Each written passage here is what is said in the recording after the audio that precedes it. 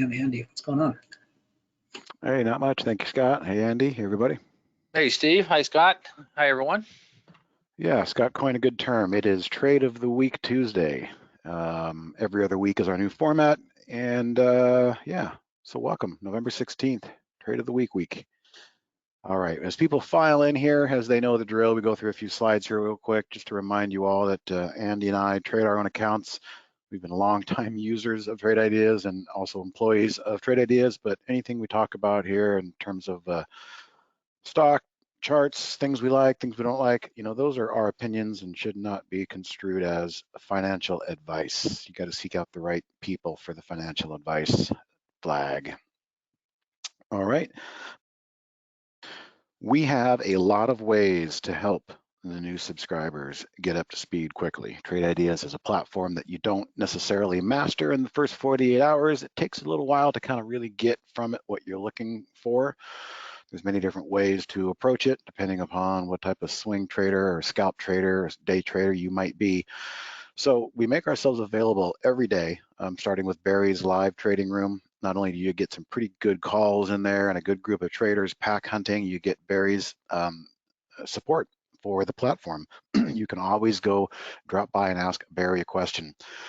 We give Barry a break midday every day, 12 p.m., and one of us will fill in for him and take the live stream over and kind of give a different set of eyes to what's going on in the day and also a different explanation maybe to somebody who might need help with the program.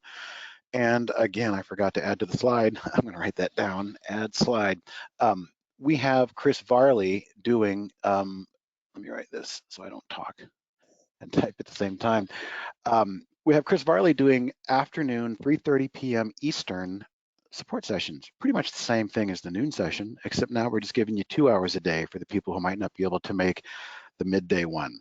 So at 3:30 to 4:30 each day, Chris Varley comes in and just takes over the live stream again, and we send a lot of people there for support, and there's always good trading advice there as well. So no excuse for not learning the product as quickly as you can when we have all of this live visual support available to you. And if you want to get to those 2 dose daily webinars I mentioned, tradeIdeas.com/live. That is the redirect that will take you there. And then once you've been there, YouTube knows that you like it and they'll keep serving it up for you on your main dashboard. So it's hard to lose us. All right, it's been 2 weeks since we spoke.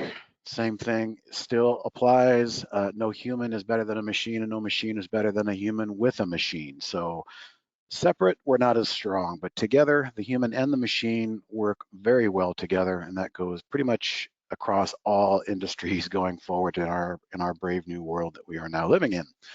So it's always a good theme just to kind of remind people that Trade Ideas is not your bell ringing, golden goose laying money machine. All right, it's there to help you, and you are the one who is the best at managing risk. And that's one of the things we like to talk about on the Tuesday Trade of the Week webinars is how to manage risk, especially in a swing trading environment. So today we'll do the market cap, and you'll talk a little bit about the AI. We'll go back 2 weeks. ASO still looking good. FSLR was a case in risk management, which we will go over. The theme for today is be a contrarian. Okay, we'll talk about why that's a theme. If some of you haven't seen it, there's a new way to look at data coming forward, and I'm going to kind of tease some of you with that and see if you find value in that.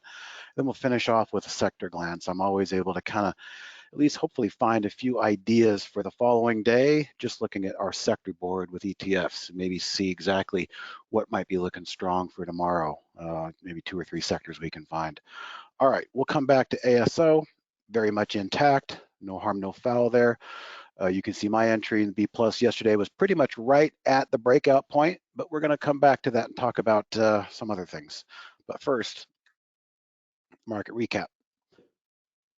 Do not fight the Fed. That is the constant theme. Not fighting the Fed is a good thing. I was bearish back here, okay, and said so, but then quickly said, if these candles work their way through these moving averages, then all bets are off. If they find closing prices back in clean air, you do not want to be bearish or short this market. So there we go. Again, it's the market we have, maybe not the market we want when we look at the way it runs on Fed liquidity and the Fed buying everything and anything they can get their hands on. And the minute we have a red tick in the market, one of the Fed governors seems to find a microphone, but it is what it is. And the chart confirms that story. The chart confirms the story that we are in a liquidity-driven market here, and this 10-day moving average does not want to be breached. It's literally shimming itself up this like a tree branch. So I think last time I was talking with Jamie's webinar last week, I said the market was getting a little ahead of itself. Okay, always get nervous when the market stretches out too much. It's ready for some sort of a correction or a pullback. I had ordered and hopefully, asked for a nice pullback to the red 20-day SMA, but we didn't get that. We got a 10-day SMA hold, which tells us the momentum is definitely distinctly intact. So momentum remains in the S&P. I think we just barely almost got to new highs today, but not quite. We'll probably see those tomorrow. All time. Oops, NASDAQ is next up. We'll take a look at what the NASDAQ's doing. And pretty much the same thing. Very similar, except the NASDAQ gave a little bit more back on that little recent pullback that we had.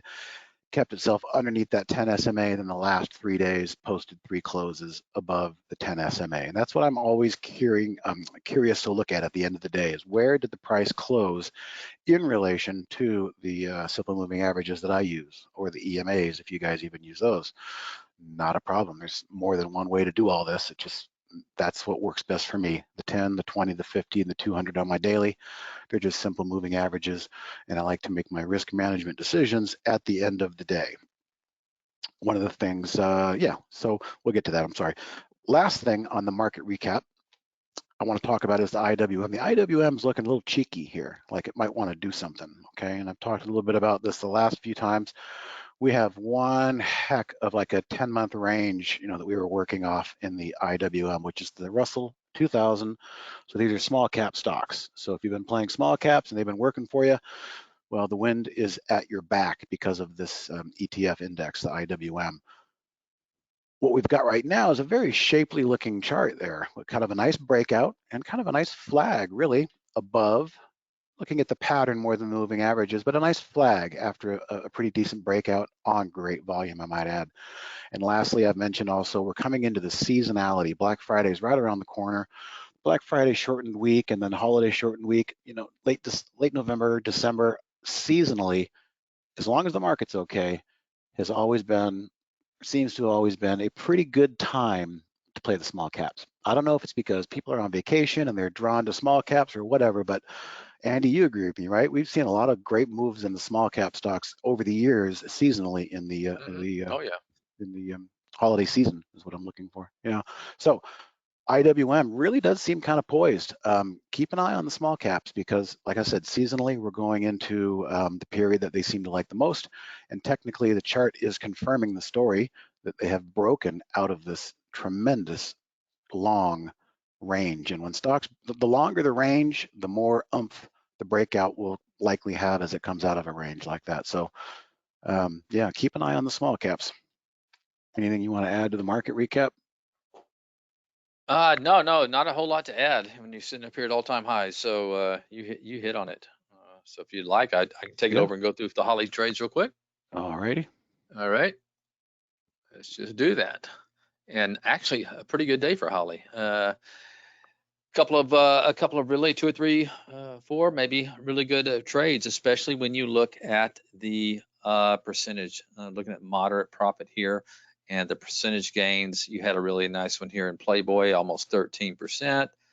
Short in the CMP for almost 7%, and then almost another 3.5% in Onion, which actually there was more meat on that bone earlier, but kind of gave, I think, let me just check to make sure. Let's pull it up. Yeah. No, that was pretty much end of the move there. I thought it was doing better, but I guess it was kind of a little chase there. Holly missed it early and then picked it up on the pullback. But Playboy, I want to point this one out because it's a really, really beautiful chart there. Okay, we have earnings. Okay, so we have an earnings play. Okay, usually associated with very good relative volume. So everything, we had it breaking out of a multi-month high here, even though it doesn't look like it was on a year high, but still nice gap up there. And then we had a kind of bar reversal, and that's a really nice spot where Holly called it. you know, a good spot would have been right here, but she was even more aggressive and calling it right there from a pullback long strategy. And boy, like I said, this is the 13% gain there in Playboy. So that was a really good one. Let's see what we got here. No, there was, yeah, this Camp. That's the one we had a little more profit on it at lows, down around 54. So it bounced another $3, and you still had you know, a moderate profit of 6.75%. So at one time, this was obviously hugging about 10%, I would think, in that CMP. Just a nice little breakdown short. If you look on the daily, kind of aggressive. Really didn't break down to about right here. So that was just one that you had the volume there. It was an earnings play. That's what you like to see, big relative volume, and just a continuation move for half of the day anyway. And like Steve likes to point out, you got that 10, 15 period moving average. Look where this stock, once it broke above that the 10 period moving average on a 15-minute chart, then it just got sloppy, and looks like all your profits are pretty much done for the day. So that's always a pretty good indicator, you know, if you're looking to take profits in a winter, especially on an intraday daily time frame. That could be a very good moving average to use. All right, let's go ahead and go over. There was one loser down here that I can see why, obviously, why Holly took it. You had a textbook, you know, kind of a range break there. You had 30 minutes of trading, okay? The range was set, and then it broke above that range breakout, is what you call that, and it was doing good volume at the time, and it just failed. Sometimes that's going to happen, guys. There's no certainties when it comes to trading. I'm sure you all know that. Now, typically when something like this fails, I will get out quick, okay? I'm the type of trader that if it does not do what I expect it to do, I'm real tight on the trigger as far as letting it go. In this case, you know, when you do have a range breakout like this, you're looking for continuation, okay? You're looking for continuation. At least maybe go sideways and then go, or just go, but you're not looking for immediate candle all the way, you know, right back down like that.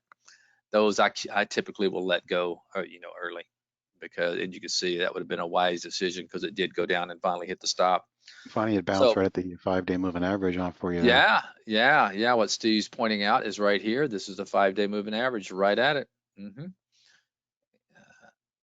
And let's see if there's any others really to go over. The rest of them kind of wash trades. This one, this KSR, was, boy, you know what? I just marked this up because it did come down to the stop, like Jamie sometimes points out, and just rode along that stop and then bounced on the close.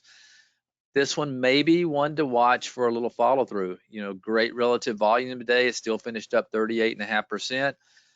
Even though it didn't move higher on, you know, the intraday chart today, a lot of times, guys, keep your eyes on those, because it did have a nice little, you know what, Steve, I'm seeing a big wick on here on the, yeah, I guess that would be it. That wick was, doesn't look like it on the intraday, but yeah, that was a pretty big wick. So keep an eye on this. If it tries to take out yesterday's or today's high, that's someone you might want to keep an eye on. And a lot of times what I'll do is, if you're going back on the daily and you can't really find something, just go ahead and put it on a longer term chart. It can give you kind of a better picture. And as we look at this, it may be there's really on a monthly chart, you know, it looks like this thing, you really don't have any resistance until, you know, the 14 area. So you might want to keep this one on the radar for a follow through move. But Steve, that's about it. All right. Not a bad day at all. I love that symbol, RPRX. I like to call it Ruprecht. Oh yeah. From Dirty Rotten Scoundrels. There you go. All right, I'll shoot it back to you. All right. We like to have pet names sometimes. Mm-hmm. Let me just make All sure the I time. put the right all the time. Let's keep it fun. All right, screen one. All right, we're going to start in order, in sequential time order. We're going to go back to the trade that did not work last week, First Solar, and I've backed it up here in the time machine. This is what it looked like when it was called going into the weekend. A very nice trend, moving averages fanning out, couple of tests of the 10-day, and then a big test of the 10-day and right back up and closing above. And the first solar was called for the trade of the week. And the next day triggered immediately. This is what we're seeing a lot of lately, things triggering immediately and then giving us some difficulty, okay? Technically, the stop out was, pretty much the low of this candle or the 10-day moving average, whatever you want to call it. I remember on this day, I did get an email from somebody asking, and I said, hey, it's bouncing nicely off the 20-day moving average here. If it can't hold that, then we don't want it. And, this should have bounced quicker and different this week, or last week, I should say. We were trying to get a little tricky, and it goes into the theme today of contrarian, okay? Some of you have probably seen, especially swing traders, movement does not go in the same direction for very long these days. We used to have wonderful days where we'd have nice 3-4 days of quick movement. Well, it seems like things falsely trigger and pull back into the range and just chop around and get sloppy for a while and throw some elbows. So the idea, actually, no, I'm not thinking straight. We did have a from under trigger coming up. I was thinking of the week prior. So 20-day moving average did not hold on the second day after the trigger. It did hold, excuse me. Let's fast forward to Wednesday of last week, and there is our signal, okay? This is when I bailed, and everybody probably should have also bailed. A closing candle, as I mentioned, you guys, at the end of the day, you get 10 minutes to evaluate what are your swing trades doing. This thing did not bounce as we anticipated to continue the trend. It wanted to play games and get sloppy. Now, if we use this, and I've said many times that, and Andy's too, like he just said, he's kind of quick on the sell button if things don't do what he expected them to do. Fully expected this to bounce and move higher, not bleed for 3 days and then post a closing candle below the 20-day moving average. That is your out. And if you do that, and if you adhere to that, every now and then, you might, the next day you might say, oh, great, but you know what, a gap down here and opened up, you're probably happy, and then sad, and you're watching it, and then, oh God, it closed back below the 20 again. Geez, if I didn't get out this day, I probably should have got out this day. Another day, an attempt to get back above, but couldn't, and then you're just asking for it, and then comes today, So using that signal candle, as I call it, that first candle that closes below your supportive moving average, just don't ask questions, just get out. You're going to save yourself a lot of struggle, heartache, pain, money, what have you. Okay, so managing positions is sometimes what we learn in the trade of the week. They're not all going to be great winners. I wish they would run, for me on Monday, but they don't. And so it gives us an opportunity to talk about risk management. And again, the key takeaway here is that signal candle closing below the 20-day moving average. It was said in the email, we don't want that to happen. It happened, and all of this could have been avoided, just taking ripping the Band-Aid off and taking that. Fast forward to ASO, okay? ASO was taken off of the A table, which looks for a lot of shorts. We're going to come back to this for another demonstration, but A table was showing ASO. There it is, it's still on there as a matter of fact, because it has a float, not forget the float, it has a short float percentage of 27%. So of the 84 million shares in tradable circulation, 27% of those are held by short sellers. And if the price starts to get away from them, we have what's called a short squeeze. Short squeeze means the buyers are buying to get out and stop the pain because they're losing on their short, and they are competing with buyers who want to get in and play the momentum, and that creates a wonderful little storm. And I still think we're in shape for that, possibly, hopefully tomorrow. But what I'm seeing is no harm, no foul. The trade was triggered right around here. I think, let me just click my, I think I showed you guys that earlier. There it is. Okay, so there's roughly the trigger. I was a little bit late on my buy. This is a simulated buy, but it's mirroring another account. And then it pushed up and then it came right back down. We'll come back to that. But for the moment, the trade is working. As I like to say, the trade is intact. It's intact because it keeps closing above this rising moving average. And eventually, if you're short something like this, you take a gander over and look that you got 27% that are also short, and you're on the fence, you might want to be the first one to hit the fire exit before everybody else does. So hopefully we get that move tomorrow. It would be lovely if we could get those moves the same day, but we don't. And once again, I'd like to point out that if you were with us last week, 2 weeks ago, I talked about making sure you read the also rans, the Easter eggs as I called them. You don't know how close I was to calling VSTO, but we called ASO instead. Let me just show you VSTO and a couple of these other ones. VSTO was on the also watch list, and why I really liked it, why it made the final cut. There we go. Look at the beautiful gap up push. That was probably earnings. Yeah, looks like it was earnings. And then 5 days of just nasty selling, right down, filling the gap, and then hitting our backstop. Okay. Again, wish I had called this. I'd love to see things just on day one, right there, day two, and day three, they really move. So maybe some of you got those going. I don't know. I wish I had. I didn't buy VSTO. Wish I had called it. Wish I had bought it. A lot of shoulda, coulda, wouldas in this business. So you got to throw those aside and not pay too much attention to them. Some of the other names that we had on there, Dick's Sporting Goods, which was also consistent with ASO, or retail sporting. Okay. Geez, could have called that.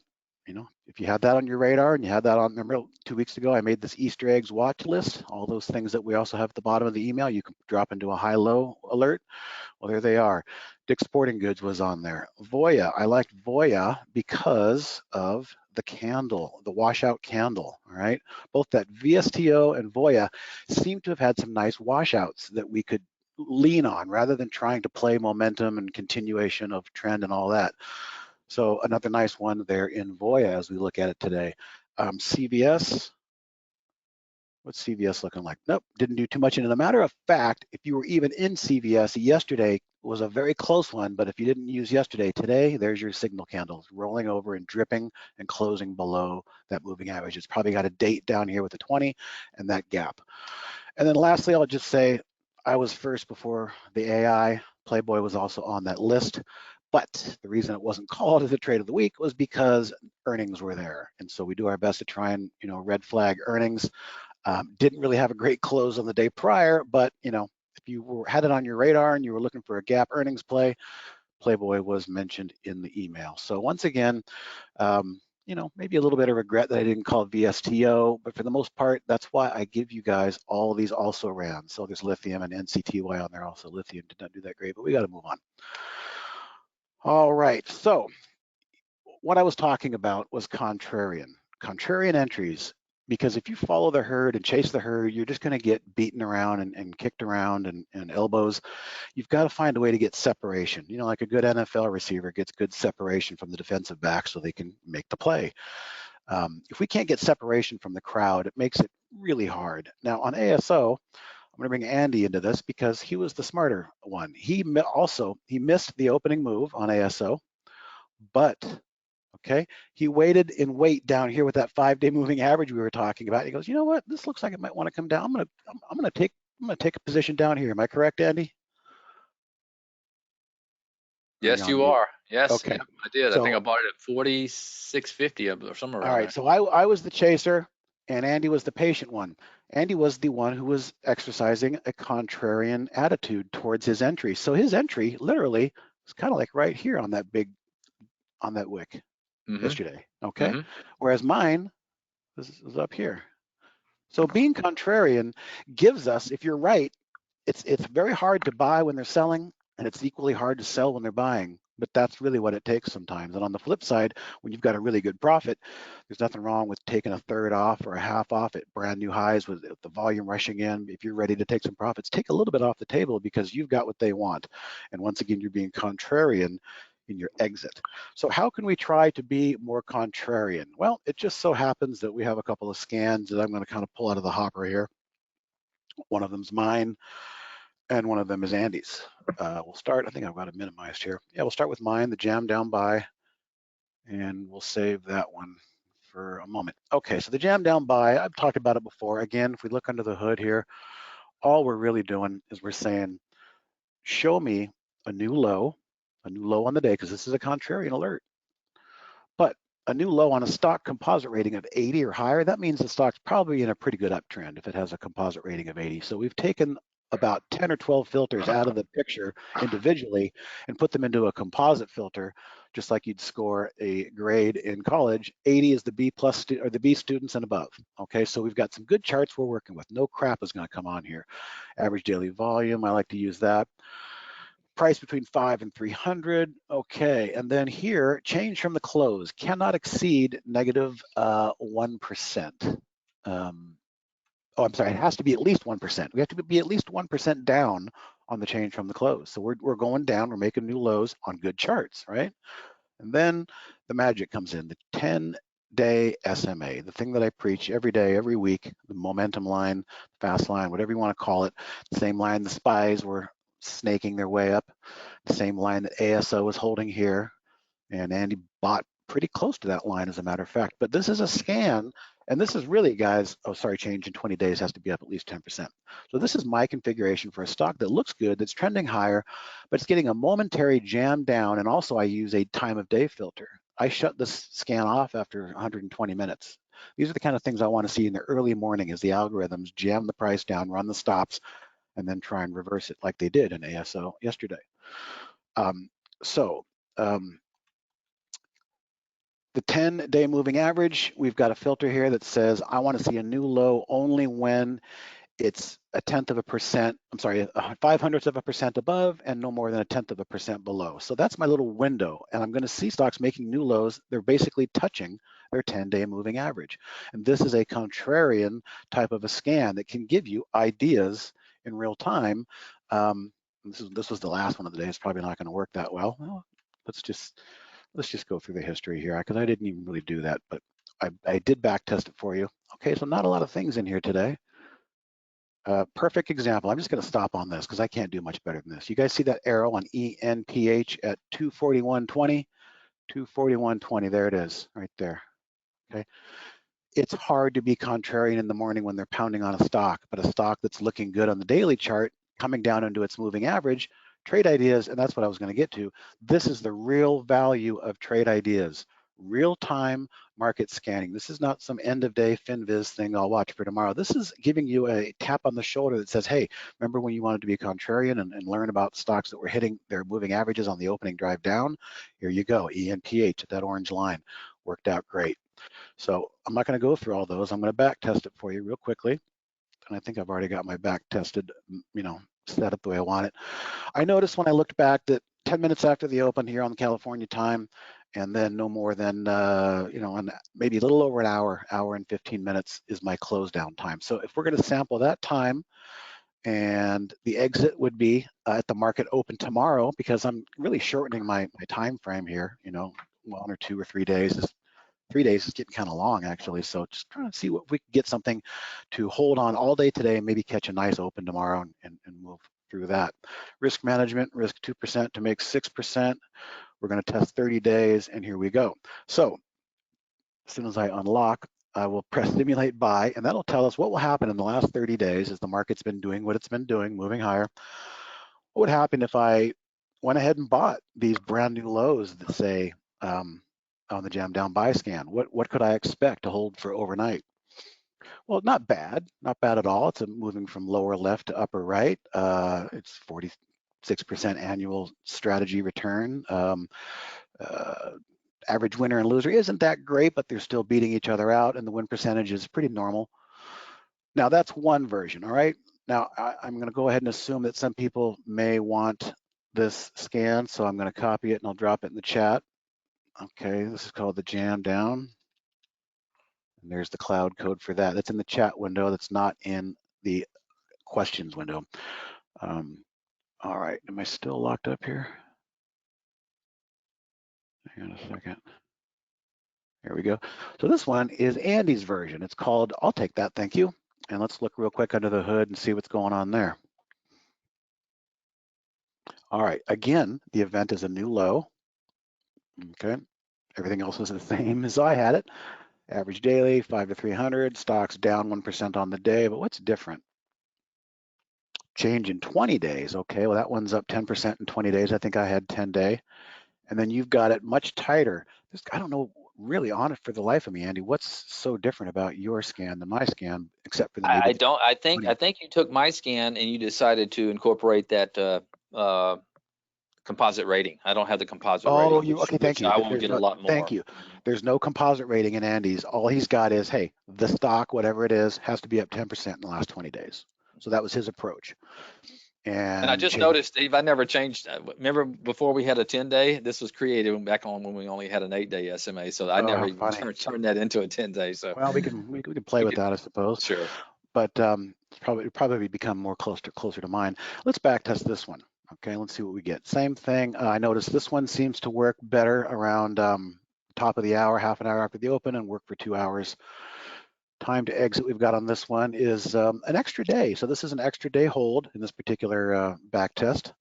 Market open. Again, I feel like the market open is the much better place to exit. You got a lot of gap ups that just don't hold the gap at the open. So if you're scanning and back testing at close, you're probably not going to get as good a results on the swing trade time frame as you would with this. Risk management. Andy has a different risk management. I'm using his settings actually. There is no profit target. There is a 1.5% stop loss, but there is no profit target where I had a profit target in mind. These are some of the things you can play around with. Again, a 30-day scan. Let's go ahead and simulate buy on Andy's version of the jam down mornings. We have a lot darker green, mostly because of a nice day right there, but for the most part, average winner, $3.28, average loser, 72 cents. This is the sweet spot. This is where you want to be, okay? Uh-huh. Because guess what? When people come to us and they say, well, what's your win percentage? I give them the straight answer, but 44.4%. If I told somebody that this was a 44.4% win percentage, they'd say, "Oh, screw you, I'm going away." But that's not the story. The story is what's the average winner and the average loser, and how does that translate into your equity curve? So for whatever reason, Andy's contrarian scan back tests better than mine, but so be it. We'll just call it what it is. I'm going to go ahead and share Andy's version as well for everybody that wants it. And again, if you're watching on the recorded version, you're welcome to email us at info@trade-ideas.com, and we'll send you copies of both here. All right, so this is, I'll take that.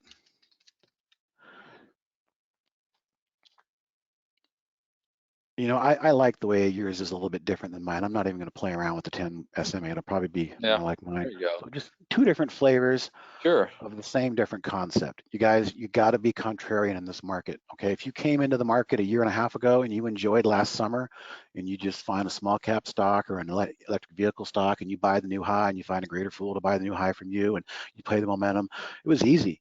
We don't have that anymore. That pretty much ended when I showed you guys how that IWM Russell 2000 got itself stuck in a range. All right. It's been a long range of a lot of noisy stocks not going anywhere. So if you can be contrarian, you've got an edge, okay? And remember, the same thing goes for exits. If you've got a really good trade going and you're starting to think, oh boy, should I take profits? Yeah, you probably should take at least a third off.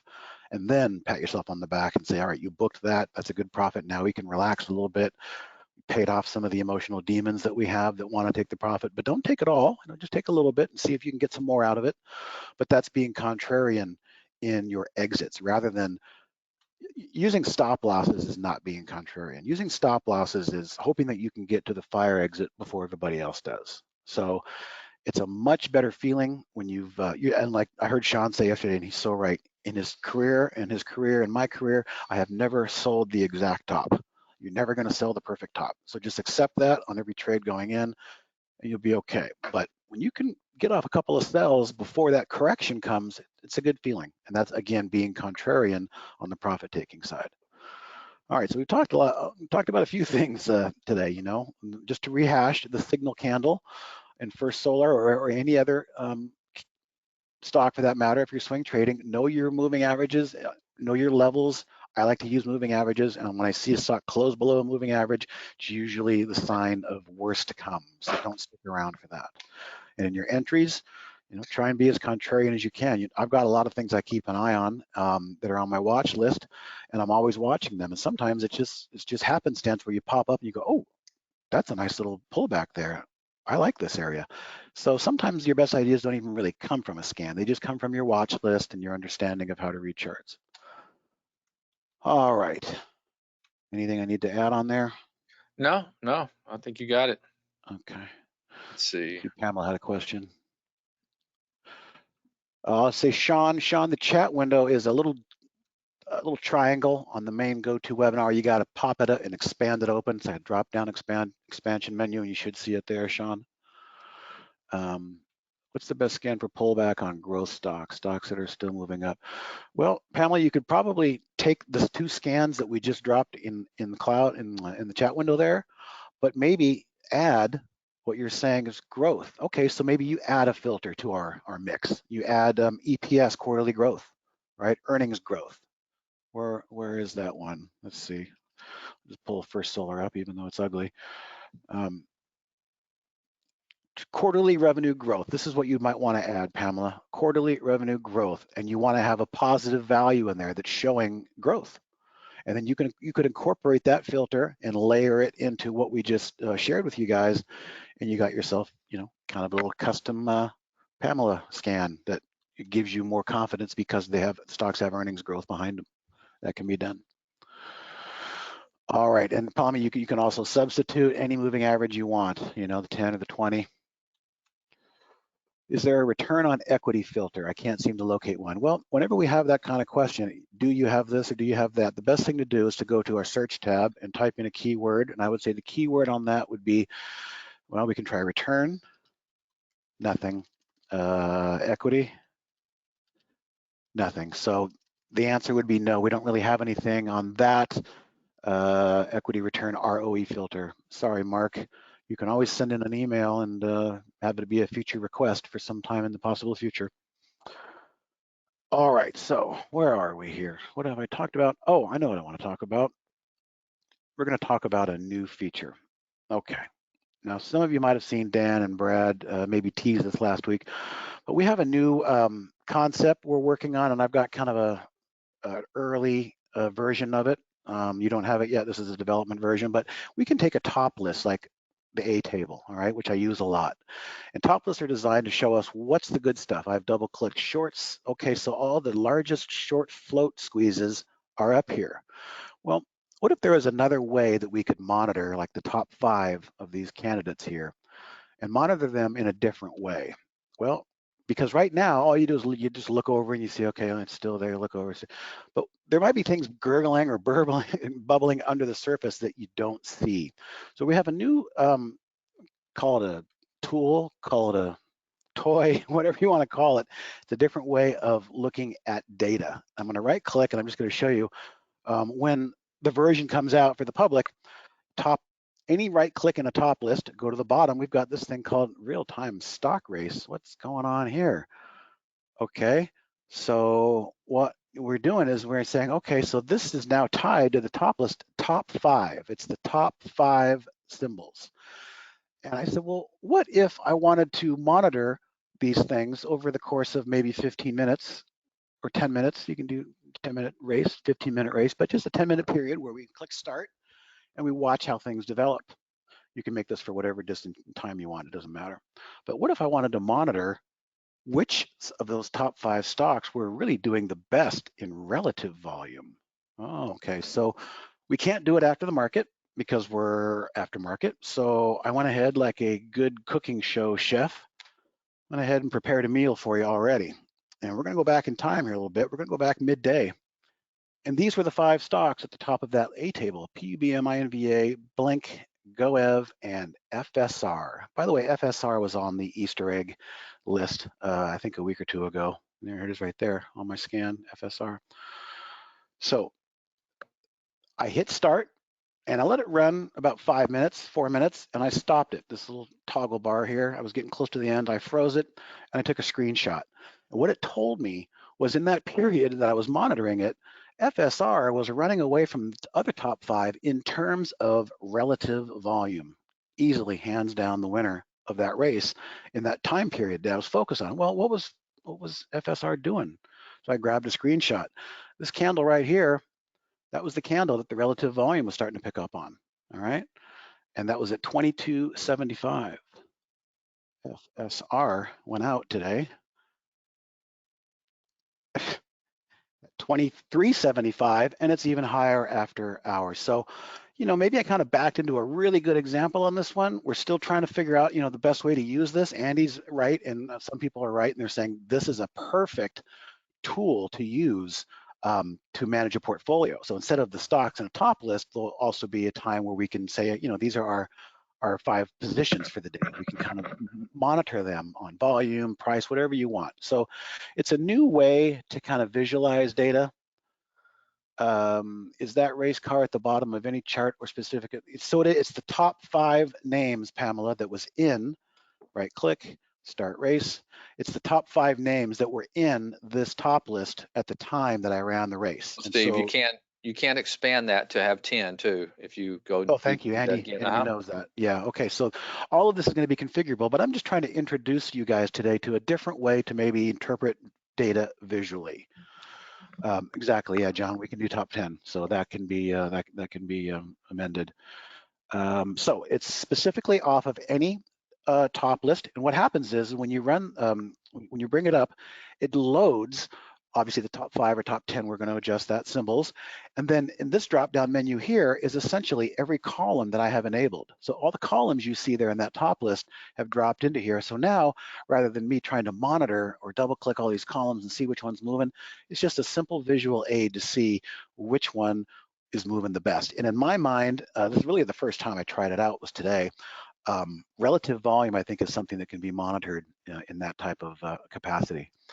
So keep your eyes out in the future for the stock car race. There's going to be a lot more features added to it. Like Andy said, we'll expand it from 5 to 10. We'll probably be able to add it to our Brokerage Plus positions window and monitor positions that way. For those who see value in that, great. For those that don't, well, it's just another tool that you have access to if you want. All right. Let's see. We're going to end the session today, as I said earlier, going through the sectors. I like to go through the sectors and spot at least 2 or 3 that look really interesting for tomorrow. You guys can jot those down and maybe take a look at what your favorite stocks in that sector might be. We'll expand it here. Yes, Pamela, I'm a visual person too. I like things that are visual. Anything it helps. All right, so first one, Homebuilders. They are the strongest today. How do they look in general? As soon as my system unfreezes. Sometimes when I broadcast, this happens. We'll just sing some elevator music. And then we'll go through these quickly. There we go, XHB is on there. I'm just tripping. Okay, very strong trend. Looks a lot like the S&P, but it's too extended for me above its 10-day moving average. This thing is just begging for a pullback or a correction. So not interested in that tomorrow. That looks very much like the S&P, iDrive. China stocks, right? China Internet. Yeah. China Internet. Yeah. I don't trust Chinese stocks as much as Andy does, so I'm just going to pass that one. FXI, same thing. Another index for the China. I should probably take the FXI out of there because KWeb, well, maybe not. They're Yeah, a little bit different, yeah. Okay, SMHs. I'm curious to see what these look like. Boy, this thing's really freezing on me today. Yeah, they're going to be way up as well, I think. Come on, here we go. Okay, you can see they tried to attempt a pullback. They look very much like the Qs, but actually stronger than the Qs. Maybe they have a little burst of energy and try to make a new high tomorrow, but I don't know if I would trust it that long. XRT, this is the one we really needed, I think. Well, we got some help at the end of the day. Let's just hope this XRT continues because that should bode well for ASO, sporting goods store. We'll see what happens there. But what I'm looking for is consolidation, or at least a pullback to a level that makes sense. Okay, the oil service sector did pull back to its 200-day yesterday. It's trying to fight its way through. Yeah, I don't know. It's not really jumping out at me. Boy, all these things are starting, that's technology, starting to look alike. Mm-hmm. Okay, cars. So this one is electric vehicles. So I think we've all seen the EV move we've had in the last few days, but this is kind of interesting. This as a ETF is showing us nice consolidation, giving us a nice flag, a nice pennant, whatever you want to call it. I would say keep the EVs on your radar tomorrow. Qs, we won't revisit those again. Biotech does not look good. Biotech looks bad. SPY, we've done that. There's no reason to look at that. Energy, sideways consolidation, but doing what a lot of the trades have done lately. They're just slopping back and forth through their 10 and their 20, not really giving us anything. Not jumping out at me. Dow, I'm not going to worry about the Dow. Software companies, not really jumping out. It's worth mentioning again, IWM. I'm going to add IWM to the mix. So EVs and IWM. any small cap stock, I think, could be ready to emerge from that consolidation. A couple more here, and then we'll bring Scott in. Nah. Oil, the commodity, rolling over. The banks were looking strong, and they're slowly consolidating here. What is XLF and KBE? What about KRE? These are all three banks. That doesn't look bad. Okay, the regional banking. Okay, KRE. I'm going to add that to the mix. That one might want to make some noise, perhaps, but I'm just not trusting these types of setups as much as I did a year ago. I'll be honest with you there. No. TAN. What's TAN gonna look like? Yeah, First Solar did better than First Solar, that's for sure. So far, electric vehicles and IWM small caps are really the only thing that's jumping out at me. Everything else is either too extended or too messy or in a downtrend. The airlines had a shot. Airlines had a shot back here to fill that gap and pop back up like that VSTO, but they didn't. They could have pulled a VSTO in the airlines, but they didn't. And again, I'm just going to end by saying, gosh, I tell you, I wish I called VSTO. I wish this was the headline we were talking about. But guys, that's why I came up with the also rans. That's why I came up with the Easter eggs. You know, keep an eye on all of this stuff. It's really hard to just narrow it down to one.